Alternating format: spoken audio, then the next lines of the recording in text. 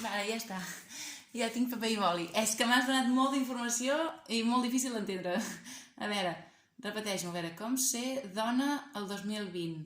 Estàvem per Instagram, que m'has dit que puc penjar una foto fent topless, però no sé...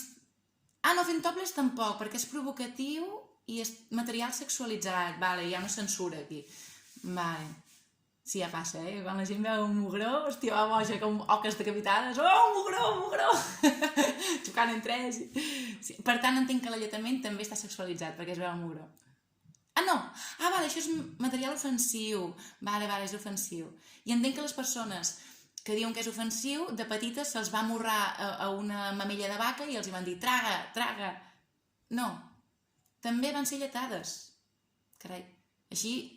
Jo crec que aquesta gent pateix un tipus de trastorn, no? Ah, també censurarien si diessis el trastorn. Vale, no ho diem. Llavors, si veig curta pel carrer, poden opinar, em poden xiular, poden pitar... Vale, perquè estic provocant. I si són ells els curts? Per què estan dient tot això? Vale, som nosaltres les bordes. Vale. Molt bé. I quina pregunta m'has fet? Ah, sí! Si hi hagués un cas en què un home amagués una càmera i gravés sense el seu consentiment a unes dones que són companyes seves, que van despullades perquè estan canviant... Aquesta persona també pateix un trastorn d'aquests, no? Vale, no ho diem. Què passaria amb aquesta persona? Doncs jo segurament crec que els hi cauria... li cauria un puro. No? Ah, vale.